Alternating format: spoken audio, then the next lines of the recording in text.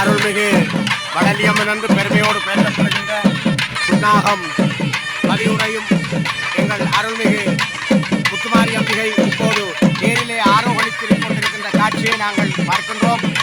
அற்புதமாக அன்னை அங்கே இந்த சூரியன் உக்கிரம் கொடுக்கின்ற நேரத்திலே ஈழத்தினுடைய தலை சிறந்த நாத விற்பன்னர்கள் மங்களவாத்தியம் இசைத்துக் கொண்டிருக்க அன்னை தேரிலே ஆரோகணிக்கின்ற அற்புதமான காட்சிகளை இந்த வேளையிலே நாங்கள் கண்டுகளித்துக் கொண்டிருக்கிறோம்.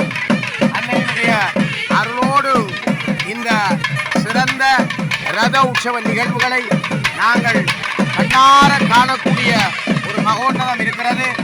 அரோகரா அம்பிகையே, எங்கள் முத்துமாரியே, நம்பிய தொண்டர்களை காத்துக்கிடுகின்ற சிம்மவாகினியே, நீயன்றி வேறோர் தெய்வம் எங்களுக்கு கிடையாது என்ற வகையிலே உன்னைத்தான் நாங்கள் நம்பிக்கையோடு துதி செய்கின்றோம்.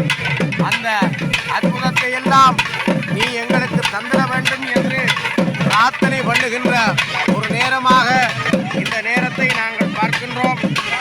அம்பிகையே, சுந்தரி என்னை துணைவியன் பாசத் தொடரையெல்லாம் பந்தரி சிந்தூர வண்ணத்தினால் மகுடன் தலைமேலே அந்தரி நீலி அழியாத கன்னிகை யாரணத்தோன் தந்தரி கைத்தலத்தான் மலர் தானின் கருத்தனவே என்று அபிராமிப்பட்டர் சொன்னது போல இந்த தாயை பிரார்த்தனை பண்ணுகிறோம்.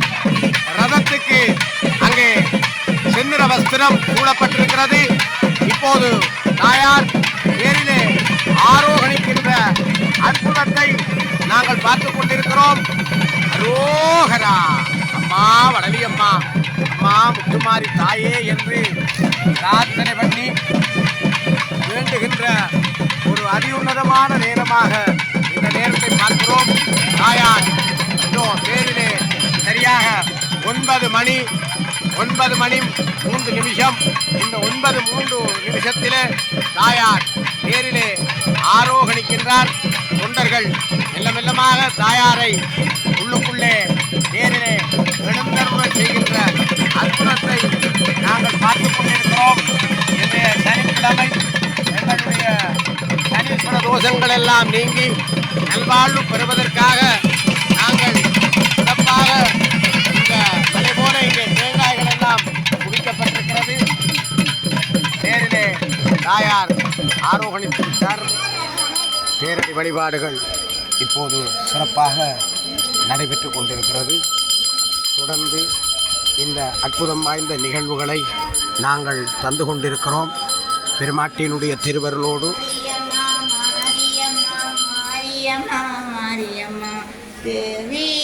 மாரியம்மா தேடி வந்தோ முனையம்மா.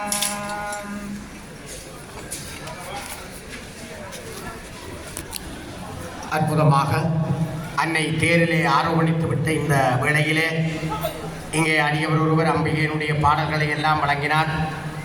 ஈழத்தினுடைய சிலதிறந்த நாத விற்பர்கள் எல்லாம் நாதகானம் வழங்கி அன்னையை தேரிலே எழுந்தருள செய்திருக்கிறார்கள். இப்போது தேருக்கு அண்மையிலே நடைபெறுகின்ற வழிபாடுகள் நடைபெற்று கொண்டிருக்கின்றன. தொடர்ந்து இந்த தேரடி வழிபாடுகள் நிறைவேற்ற பின்பு தாயார் மெல்ல மெல்லமாக வீதிவலம் வர இருக்கின்றார்.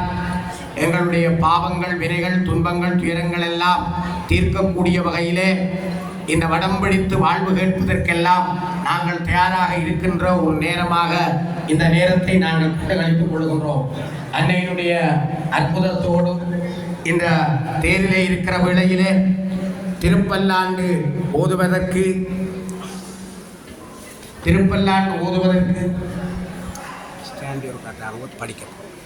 ஓதுவதற்கு நாங்கள் திருவுள்ளம் கூடியிருக்கின்றோம். இந்த முன்னொரு காலத்திலே தில்லையிலே ஓடாது நின்ற தேரை ஓடச் செய்வதற்காக சேந்தனார் கொண்டு திருப்பல்லாண்டு ஓதினார்கள். ஒரு மார்கழி திருவாதிரையும் போது தேர் சில்லுகள் அடிக்கிறீர்களே, அந்த நினைவுகளை நாங்கள் இந்த வேளையிலே நினைத்து பார்க்கிறோம். பெருமாட்டியினுடைய திருவருளோடு அந்த பல்லாண்டு இறைவனை நாங்கள் பல்லாண்டு வாழ்க என்று வாழ்த்துகின்றோம். எதற்காக பல்லாண்டு வாழ்க என்று வாழ்த்துகிறோம் என்றால், நாங்கள் இறைவனை பல்லாண்டு பல்லாண்டு வாழ்க என்று வாழ்த்துகிற போது நாங்கள் எல்லோரும் பல்லாண்டு வாழ்வதற்கான ஒரு வாய்ப்பு எங்களுக்கு கிடைக்கும் என்று சொல்லுவார்கள். ஆகவேதான் இறைவனை நாங்கள் பல்லாண்டு வாழ்க வாழ்க என்று வாழ்த்துகின்ற ஒரு நிகழ்வை காலங்காலமாக பெரியவர்கள் செய்தார்கள். அந்த சிறப்பு மிகுந்த பல்லாண்டை இந்த வேளையிலே நாங்கள் நினைத்து பார்க்கிறோம். உலகமெங்கும் தாயார் திருவருள் நிறைவாக கிடைக்க வேண்டும், எல்லோரும் பல்லாண்டு வாழ வேண்டும் என்று நாங்கள் இந்த வேளையிலே அம்பிகையை பிரார்த்தனை பண்ணிக்கொள்கிறோம். ஏனென்றால் இந்த திருவிழாவுக்குள்ளே பஞ்சகிருத்தியங்களை படைத்தல், காத்தல், அழித்தல், அருளல், மறைத்தல் என்ற அம்சங்களை குறிக்கின்ற 5 திருவிழாவுக்குள்ளே மிக மிக சக்தி படைத்த ஒரு திருவிழாவாக எது விளங்குகிறது என்றால் இந்த தேர் திருவிழா விளங்குகிறது. எதற்காக என்று நீங்கள் கேட்கலாம். அநேகமாக எல்லா ஆலயங்களிலும் இந்த ரத உற்சவத்துக்கு பலர் ஒன்று கூடுவார்கள். அப்படி பலர் ஒன்று கூடுவதற்கு என்ன காரணம் என்பதை நீங்கள் சற்று நினைக்க வேண்டும். எதற்கும் காரண காரியங்கள் உண்டு. காரணம் இல்லாமல் எதுவுமே நடைபெறுவது இல்லை. ஆகவே எதற்காக அந்த காரணம் என்பதை நாங்கள் சற்று சிந்திக்க வேண்டும். அதற்கு முக்கிய காரணம், ஒன்று வடம் பிடித்து வாழ்வு கேட்க வேண்டும் என்பதற்காக.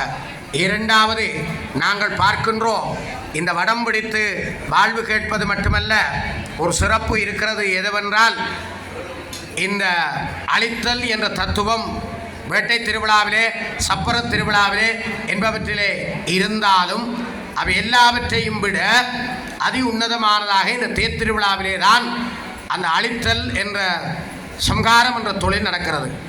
சம்ஹாரம் என்கிற போது நீங்கள் சற்று யோசிக்க வேண்டும்.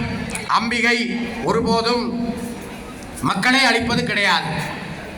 எந்த நிலையிலும் ஒரு குடும்பத்திலே பிள்ளைகள் வேறு வேறு நிலையிலே பிறப்பார்கள். சில பிள்ளை குறைபாடு இருக்கும், சில பிள்ளை அறிவுள்ளதாக இருக்கும், சில பிள்ளை செல்வம் உழைச்சி நல்ல பணம் வச்சிருப்பான், சில பேர்கிட்ட பணம் இருக்காது, சில பேர் பிள்ளையான வழியிலே போவார்கள். எப்படியெல்லாம் இருந்தாலும் ஒரு பிள்ளையையும் ஒருபோதும் தாயானவர் வேறுபடுத்தி பார்ப்பது கிடையாது. எல்லா பிள்ளைகளையும் தாய் என்ன செய்கிறாள் என்றால் ஒரே மாதிரி தான் பார்ப்பாள். பெற்ற தாய்க்கு எல்லா பிள்ளைகளும் ஒரே மாதிரி என்று சொல்லுவார்கள். தாய் ஒருபோதும் வேறுபடுத்தி பார்ப்பது கிடையாது. அப்படிப்பட்ட தாய் ஒருவரையும் அழிப்பதில்லை. அப்போ அழித்தல் என்று என்னத்தை சொல்லுகிறார்கள் என்று உங்களுக்கு யோசனை வரலாம். இந்த தேர் திருவிழாவிலே வடம் பிடித்து இழுக்கிற போது எங்களுக்கு அழித்தல் நடக்கிறது என்றால் அது என்ன அழித்தல் என்று ஒரு யோசனை வரலாம். அதை நீங்கள் விளங்கிக் கொள்ள வேண்டும். இந்த அழித்தல் என்பது எது என்றால் எங்களுடைய மனமாசுக்களை அழித்தல். வள்ளுவப்பெருந்தகை சொல்கிற போது சொன்னான், மனத்தின் கண் மாசிலனாதல் அனைத்தரன் ஆகுல நீரப்புற என்று வள்ளுவர் சிறப்பாக சொன்னார். எப்படி என்றால், எல்லா குற்றங்களையும் களைவதற்கு முதல் என்ன செய்ய வேண்டும் என்றால் மனத்திலே இருக்கிற குற்றத்தை களைய வேண்டும் என்று சொன்னார்கள். மனத்திலே இருக்கிற குற்றத்தை களைய வேண்டும். ஆகவே மனத்தின் கண் மாசிலனாதல் அனைத்தரன் ஆகுல நீரப்புற என்று வள்ளுவர் சொன்னார். மனம்தான் எல்லாவற்றிற்கும் காரணம். ஒருவன் கொலை செய்கிறது என்றால் மனத்திலே நினைக்க வேண்டும், கொலை செய்ய போற நினைச்சாத்தான் செய்வான். களவெடுக்கிறது என்றால் மனதிலே நினைத்தால்தான் களவெடுப்பான். அல்லது ஒருவனை கெடுக்க வேண்டும், ஒருவனை அழிக்க வேண்டும் என்று நினைத்தால் மனதிலே நினைப்பான். மனம் என்ன நினைக்கிறதோ அது செயல் வடிவமாகிறது. ஆகவே நான் மனத்தின்கண் மாசிலனாதல் என்று வள்ளுவர் சொன்னார். மனத்தை தூய்மைப்படுத்த வேண்டும். மனத்திலே இருக்கிற சஞ்சலங்கள் போக வேண்டும். மனத்திலே இருக்கிற இருள் நீங்க வேண்டும், ஒளி பிறக்க வேண்டும். மனத்திலே இருக்கிற மாசு போக வேண்டும் என்றால் தேர் திருவிழாவிலே பங்கு பெற்ற வேண்டும். எங்களிடம் இருக்கிற ஆணவம், பொறாமை, வஞ்சனை, சூதுவாது போன்ற கெட்ட குணங்களை எல்லாம் நிர்மூலம் செய்கின்ற ஒன்றுதான் இந்த தேர் திருவிழா. இதை ஒவ்வொரு அடியவர்களும் இந்த ரத உற்சவத்திலே விளங்கிக் கொள்ள வேண்டும். அப்ப வடம் பிடிக்கிற போது நீங்கள் அம்பாளை என்ன பிரார்த்தனை பண்ண வேண்டும்? அம்மா தாயே, உன் வடத்தை இன்றைக்கு பெற்றுகிறேன். நான் தெரிஞ்சோ தெரியாமலோ செய்த பாவங்கள், முற்பிறப்பிலே செய்த பாவங்கள், யாருக்காவது மனத்தாலே தீமை நினைச்சால் அந்த தீமைகள், எனக்கு இருக்கிற கண்ணூறு நாவூறு நோய்கள், பிணிகள், கவலைகள் எல்லாவற்றையும் தாயே உன் வடத்தை இன்றைக்கு பிடிக்கிறேன், எல்லா தீங்கையும் நீ நிர்மூலம் செய்துவிட வேண்டும் என்று கேட்க வேண்டும். அதுதான் இந்த வடம் பிடித்து வாழ்வு கேட்டல் என்பதனுடைய தத்துவம். சும்மா வடத்தை பிடிச்சிருந்தா போதாது. வடத்தை பிடிக்கிற போது சங்கல்பம் பண்ணி நான் எல்லாம் தீய வழியில போகாம நல்ல வழியா இருக்கணும், எங்கள் சந்ததி நல்ல வழியில இருக்க வேண்டும், எங்கள் பிள்ளைகள் புலியான வழிக்கு போகக்கூடாது, என் உற்றார் உறவர்கள், உங்கள் பிள்ளைகள் மட்டுமல்ல உங்கள் சொந்தக்காரர்கள் அயலவர்கள் எல்லாருமே புலியான வழியிலே போகாமல் நன்றாக இருக்க வேண்டும் என்று பிரார்த்தனை பண்ண வேண்டும். இப்போது தேரடி வைரவருக்கு பலி கொடுக்கின்ற நிகழ்வுகள் அங்கே நடக்கின்றது. நெரைக்காய் என்று சொல்லப்படுகிற நீட்டுக்காய் அது அங்கே பலி கொடுக்கப்பட்டு தேர் பைரவருக்கு அந்த வழிபாடுகள் நடைபெறுகிறது. சரக்கு கட்டைக்குரிய பூஜையையும் ரத சிப்பாசாரி இப்போது செய்து கொண்டிருக்கிறார். இந்த காட்சிகளை எல்லாம் நாங்கள் இந்த வேளையிலே பார்க்கிறோம். முன்னுக்கு அஸ்திரதேவர் வைக்கப்பட்டிருக்கிறார். அடியவர்கள் எப்போது வடம் நகரும் நாங்கள் வடம் பிடித்து வாழ்வு கேட்போம் என்ற நிலையிலே நின்று கொண்டிருக்கின்ற ஒரு நிலையை நாங்கள் இந்த வேளையிலே பார்க்கின்றோம். காலமெல்லாம் வாழ்கின்ற ஒரு பெரும் சிறப்பு அன்னையினுடைய பேரருளாக நாங்கள் பார்க்கிறோம். திருப்பண்டாட்டிலே சொன்னது போல ஆரார் வந்தார் அவர்கள் அணியுடையாதினால் நாராயணனோடு நான்முகனங்கீரம் இந்திரன் தேரார் வீதியில் தேவர்கள் குழாம்கள் திசையனைத்தும் நிறைத்து பாரார் தொல்புகள் பாடியும் ஆடியும் பல்லாண்டு உருதுமே. அந்த திருப்பல்லாண்டிலே இந்த தேர் திருவிழாவிலே என்ன நடக்கும் என்று சேர்ந்து சொல்லுகிறார். ஆரார் வந்தார் அமரர்கள் அணியுடை ஆதரினாள் சொன்னார். இந்த தேர் திருவிழாவிலே எல்லா தேவர்களும் முதல் கந்தர்ப உற்சவம் நடந்தது. அந்த கந்தர்ப உற்சவத்தின் பின்னணியிலே எல்லா தேவர்களும் வருவார்களாம். வீதியெல்லாம் தேவர்கள் வருவார்கள். ஆரார் வந்தார் அமரர்கள் அணியுடை ஆதிரைனாள். நாராயணனோடு நான்முகனங்கி இரவி இந்திரன். இந்திரன் ஐராவதம் என்ற யானையிலே இந்திராணியோடு அம்பிகையை வழிபடுவதற்காக பூஜை பொருட்களோடு வருவார்.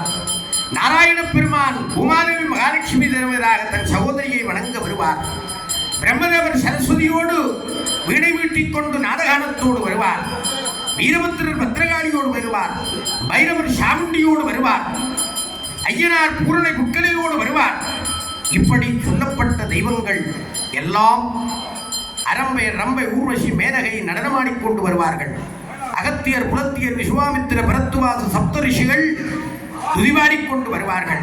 ஆகவே சொல்லப்பட்ட எல்லாரும் இந்த ரத உற்சவத்திலே பங்கு பெற்றுவார்கள் என்ற ஒரு மகோன்னதத்தை அன்பர்கள் விளங்கிக் கொள்ள வேண்டும். அப்படிப்பட்ட ஒரு மகோன்னதம் சிறப்பாக நடைபெறுகிறது. இங்கே ரத சிப்பாச்சாரியாருக்கு பிரதம குருக்கள் சிவஸ்ரீ சிவசங்கர குருக்களையா அவர்கள் தலைப்பாகை அணிந்து இந்த சரக்கு கட்டையை அவருடைய கையிலே கொடுக்கிறார். இந்த சரக்கு கட்டையை பார்த்து அன்பர்கள் தத்துவத்தை விளங்கிக் கொள்ள வேண்டும். இந்த ரதம் அதிவேகமாய் போய் எங்கேயாவது மோதப்பட்டு வில்லங்கங்களை உண்டு பண்ணக்கூடாது என்பதற்காக இந்த சரக்கு கட்டையை போட்டு அதை கட்டுப்பாட்டுக்குள்ளே வைத்திருக்கிறார்கள். ரதத்தை கட்டுப்பாட்டுக்குள்ளே வைத்திருக்கிறார்கள். எங்கள் வாழ்க்கையிலும் நாங்கள் விவேகம் கொண்டு அதிமேதாவித்தனத்தோடு வேகமாக ஓடுகிற போது பொறுமை, இரக்கம், கருணை, அன்பு, சாதுரியம், மதிநுட்பம் இவற்றை கொண்டு எங்கள் சரக்கு கட்டை அவதான் சரக்கு கட்டை எங்களுக்கு வாழ்க்கை என்ற தேருக்குரிய சரக்கு கட்டை பொறுமை இருக்க வேண்டும். பொறுத்தார் பூமியாழ்வார், பொங்கினார் காடாழ்வார். பொறுமை இருக்க வேண்டும், இரக்கம் இருக்க வேண்டும். இரக்கம்தான் எல்லாருக்கும் விருப்பமான உண்டு. ஆகவே இரக்கம் இருக்க வேண்டும். இதே போல கருணை, அன்பு, அன்பும் சிவமும் இரண்டென்பர் அறிவிலார். அன்பே சிவமாவது யாரும் அறிகிறார், அன்பே சிவமாவது யாரும் அறிந்த பின் அன்பே சிவமாய் அமர்ந்திருந்தாரே என்று திருமூல திருமந்திரத்திலே சொன்னார். ஆகவே அன்புதான் பெரிசு. எல்லாரிலும் அன்பு வைத்து வாழ வேண்டும். அந்த அன்பு என்பது பெரிய ஒரு சரக்கு கட்டை. அதாவது அது தீமையானதல்ல. எங்களை எல்லாரையும் இணைத்து எங்களை ஒரு கொன்றோடுக்குள்ளே கட்டுப்பாட்டுக்குள்ளே வைத்திருக்கிற ஒரு சரக்கு கட்டையாக அந்த அன்பு என்பது இருக்கிறது. இந்த அணிகலன்களை நாங்கள் சூடிக்கொள்ள வேண்டும். நல்ல பண்புகளை சூடிக்கொள்ள வேண்டும். அந்த நல்ல பண்புகளை எல்லாம் குறிக்கிற வகையிலே தான் இந்த ரத உற்சவத்திலே சரக்கு கட்டை, அந்த சரக்கு கட்டையை போட்டு ரதம் இந்த வீதியிலே எந்த சஞ்சலமும் இல்லாமல் ஆறுதலாக ஓட வேண்டும் என்பதற்கு வழிபாடு நடக்கிறது. தேரடி வைரவரை பிரார்த்தனை பண்ணுகிறோம். பரமனை மதித்திடா பங்கையாசனன், பரமனை மதித்திடா பங்கையாசனன் ஒருதலைகளிலே ஒளிந்தனம் வானவர் குருதியும் அகந்தையும் கொண்டு தண்டமும் குருதியும் அகந்தையும் குண்டு தண்டமும் புரிதரு வடுகனை போற்றுதல் செய்வாம். கந்த புராணத்திலே கச்சியப்பர் அழகாக பாடினார். பைரவரை பிரார்த்தனை பண்ணுகிறோம். பைரவர் தான் காவல். அத்தனை தெய்வங்களும் பைரவரை காவல் பண்ணி இருக்கிறது. அந்த பைரவரை துதி செய்தால் அவர் வீடு வீடாக வந்து திரிசூலத்துடன் காவல் பண்ணுவார். அந்த பைரவரை பிரார்த்தனை பண்ணி அவருக்கு கொடுக்க வேண்டிய உபச்சாரங்களை கொடுத்து இரத்த காயங்கள் எதுவும் ஏற்படக்கூடாது. பல அடியவர்கள் இந்த வடம் பிடிப்பதற்கு வருகிறார்கள். சிறுவர்கள் வருகிறார்கள், முதியவர்கள் வருகிறார்கள், பெரியவர்கள் வருகிறார்கள், எத்தனையோ பேர் வருகிறார்கள். யார் யார் வந்தாலும் ஒருவருக்கும் இரத்த காயங்களோ வில்லகங்களோ ஏற்படாமல் இருக்க வேண்டும் என்பதற்காக இந்த சரக்கு கட்டை போடுகிற அதே நேரம் பைரவரை வழிபாடு செய்கிறோம். யாத்ரா தானம் போன்ற தானங்கள் அங்கே கொடுக்கப்படுகிறது. ரதம் சிறப்பாக நகர்ந்து வாழ்விப்பதற்காக அங்கே சூரியன் தன்னுடைய வெப்பத்தை தணித்து மப்பும் மந்தாரவுமாக இருக்கின்ற ஒரு நிலையை நாங்கள் பார்க்கிறோம். மூத்த சிவாச்சாரியார்கள் இங்கே அழைக்கப்படுகிறார்கள். அவர்களுடைய ஆசீர்வாதத்தை இளைய தலைமுறையினர்கள் பெற்றுக்கொள்கிறார்கள். இது ஒரு குரு சிஷ்ய பாரம்பரியம். குரு சிஷ்ய பாரம்பரியத்தால் தான் எங்கள் பண்பாடு, எங்கள் சமயம் எல்லாம் வாழுகிறது. அந்த குரு சிஷ்ய பாரம்பரியத்தை குறிக்கிற வகையில் சிறப்பாக இங்கே பெரியவர்களுடைய ஆசீர்வாதத்தை பெற்றுக்கொண்டு இந்த ரத உற்சவம் நடைபெற இனிதே திருவருள் கைகூடி இருக்கிறது. அன்பர்களே, விநாயக பெருமானை நாங்கள் பிரார்த்தனை பண்ணி அப்பா பிள்ளையாரை தடையில்லாமல் ஓட வேண்டும் தேரென்று வேண்டுகிறோம். திருவாக்கும் செய்கருமம் கைகூட்டும் செஞ்சொல் பெருவாக்கும் வீடும் பெருக்கும் உருவாக்கும் ஆதலால் வானோரும் ஆனை முகத்தானை காதலால் கூப்புவர் தங்கை என்று அழகாக பாடினார்கள் பெருமையோடும். அந்த பாடலை நாங்கள் பிரார்த்தனை பண்ணி வேண்டுகிறோம். பெரிய புராணத்திலே சேக்கலார் சொன்னது போல எடுக்கும் மாக்கதை இன்றவள் செய்யுளால் நடக்கும் மேன்மை நமக்கருள் செய்திட கடக்க என்றுடைய தாழ்சவினுடைய கடற்களிற்றை கருத்துள் இருத்துவாம். கடற்களிற்று விநாயக பெருமானை கருத்துள் இருத்தினால் காரியம் சித்திக்கும் என்ற வகையிலே அந்த விநாயக பெருமானை பிரார்த்தனை பண்ணி தங்குதடை இல்லாமல் இந்த வருஷத்து தேர் உற்சவம் நடைபெற வேண்டும் என்று பிரார்த்தனை பண்ணுகிறோம். எனும் சற்று நேரத்திலே கட்டியம் கூறிய பின்பு தேர் நகர இருக்கிறது. அங்கே செந்நிற வஸ்திரம் திரைச்சீலையாக இருக்கிறது. அந்த செந்நிற வஸ்திரம் நீக்கப்பட்ட உடனே அங்கே பஞ்சாராத் தீபம் குருக்களையா அவர்களால் காண்பிக்கப்படும். தேரிலே இருக்கிற அம்பாளை தரிசிக்க முடியும். அத்தோடு இங்கே சிதறு தேங்காய் அடிப்பதற்காக அடியவர்கள் பல பேர் நின்று கொண்டிருக்கிறார்கள். சிதறு தேங்காய் வாழ்க்கை சிதறாமல் இருப்பதற்கு எங்களிடம் இருக்கிற ஆணவம், பொறாமை, வஞ்சனை போன்ற கெட்ட குணங்களை பெருமாண்டியினுடைய பாதார விந்தத்துக்கு முன்னுக்கு அடித்து ஒரு கர்மநாசம், ஆணவநாசம் இவற்றை குறிக்கிற வகையிலே விளங்குகிற ஒன்றுதான் இந்த தேங்காய், சிதறு தேங்காய் அடித்தல். ஓங்கி கல்லிலே அடிக்கிறோம். அடிக்கிற போது வலிமையான ஓடு சிதறுகிறது. எங்களிடம் இருக்கிற ஆணவம், கண்மம், மாய் என்ற மும்மலங்களிலே மிக வலிமையானது இந்த ஆணவம். இருளானதன்றி இலதவையும் ஏக பொருளாகி நிற்கும் பொருள் ஒரு பொருளும் காட்டாது இருளுருவம் காட்டும் இருபொருளும் காட்டாது இது என்று மாவதி சிவாச்சாரியார் திருவருட்பயனிலே சொன்னார். ஆணவமானது தன்னையும் காட்டாது பிறரையும் காட்ட விடாது. இருள் தன்னை காட்டும், ஆனால் எல்லா பொருளையும் தனக்குள்ளே கபலீகரித்து மறைத்து வைத்திருக்கும் இருட்டு. இருட்டை விட கொடியது ஆணவம். ஏனென்றால் ஒரு பொருளும் காட்டாது இருபொருளும் காட்டாது இது. ஆகவே இருள் மிக வலிமையானது. அதனால்தான் இந்த தேங்காய் சில்லு அது வலிமையான ஓட்டை அடித்து உடைத்து, அம்மா உடைக்கிற போது உள்ளுக்குள்ளே வெண்மையான பருப்பு வருகிறதம்மா. அந்த வெண்மை பருப்பு உன் திருவருளை காட்டுகிறது. தூய மனசை, தூய உள்ளத்தை காட்டுவது அந்த வெண்மையான தேங்காய். அந்த வெண்மையான தேங்காயும் உடைகிற போது அதற்குள்ளாலே இனிப்பான இளநீர் எங்கள் நாக்கிலே பட்டு தித்திக்கிறது. அது உன் திருவருளம்மா. அம்பாளுடைய அருளை பெற வேண்டும் என்றால் அடியவர்களே, அந்த அம்பாளுக்கு முன்னிலே உங்கள் ஆணவத்தை விட்டு தூய்மையான மனதை பெருக்கி இளநீர் போன்ற திருவருளை பெற வேண்டும் என்பதை காட்டுவது இந்த சிதறு தேங்காய் அடித்தல். அந்த தத்துவங்களை எல்லாம் நீங்கள் நன்றாக உணர்ந்து கொள்ள வேண்டும் என்பதற்காக இந்த தேருக்கு முன்னுக்கு அடிக்கிறது. ஏனைய திருவிழாவை விட தேருக்கு ஏன் கூட அடிக்கிறோம் என்றால், நான் முன்னுக்கு சொன்னது போல தேர்தான் சம்கார உற்சவம், ரத உற்சவம், அழித்தல். எங்கள் கர்மநாசன் எங்களை அழிக்கக்கூடிய ரத உற்சவம் என்பதால் தான் தேருக்கு முன்னிலையிலே அதிகமான தேங்காய்களை உடைக்கிறார்கள். இது தெரிய வேண்டும். உடைக்கப்பட்ட இந்த தேங்காயிலே இருந்து வருகிற அந்த வெண்மையான பருப்பு தேங்காயை முன்னோர்கள் சொல்லுவார்கள், அதை காய வைத்து கொப்பராக்கி தேங்காய் எண்ணெய் ஊற்றி அந்த தேங்காய் எண்ணெயிலே விளக்கெரித்தால் தான் அதற்கு முழுமையான அருள் உண்டு என்று முன்னவர்கள் வயது புராணத்தில் சொல்லுவார்கள். இப்போது அதெல்லாம் சில பேர் செய்வது கிடையாது. ஆனால் முன்னைய காலங்களிலே சிதறு தேங்காய் அடித்து அந்த தேங்காயை காயப்போட்டு அதை எண்ணெய் ஊற்றி அந்த எண்ணெயிலே விளக்கெரிக்கிற போது ஆத்மா ஜோதி பிரகாசிக்கும், ஆத்மா பிரகாசிக்கும், அருள் நிறையும் என்று சொல்லுவார்கள்.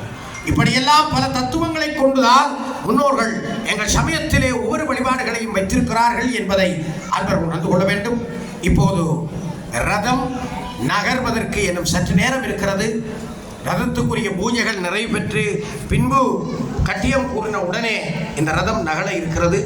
அதற்காக அடியவர்கள் எல்லோரும் தயார் நிலையில் நின்று கொண்டிருக்கிறார்கள். இதோ அரோகரா அற்புதமாக அங்கே திருச்சியிலே விலகி இருக்கிறது. தேரிலே பஞ்சாராத்து தீபத்தை சிவஸ்ரீ சிவசங்கர குருக்களையா அவர்கள் அம்பாளுக்கு காண்பித்துக் கொண்டிருக்கிறார்.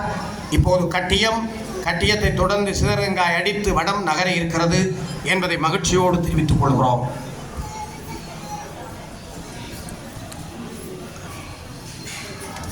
அம்பிகையினுடைய திருவருளோடு இந்த ரத உற்சவத்திலே இப்போது கட்டியம் கூறுகின்ற நிகழ்வு நடைபெற இருக்கின்றது. இந்த கட்டியம் கூறுகின்ற நிகழ்வை தொடர்ந்து சற்று நேரத்திலே ரதம் நகர இருக்கின்றது. அந்த ரதம் தேங்காய் அடிப்பதற்காக, சிதறு தேங்காய் அடிப்பதற்காக பல அடியவர்கள் இங்கே நின்று கொண்டிருக்கிறார்கள். இப்போது உபயோகாரர்கள் முதல் தேங்காயை அடித்திருக்கிறார்கள். தொடர்ந்து ரதம் நகர இருக்கிறது என்பதை அம்பாளுக்கு நாங்கள் பார்த்துக் கொள்கிறோம். இந்த அளவிலே இந்த சிறப்பாக இந்த வர்ணனைகளை நிறைவு செய்து மீண்டும் ஒரு வர்ணனைகளை உங்களை சந்திக்கும் வகையிலே விடைபெற்றுக் கொள்வது, உங்களிடம் இந்த விடைபெற்றுக் கொள்வது வரணி சைவப்புலவர் சிக்கா கமலநாதன். நன்றி, வணக்கம்.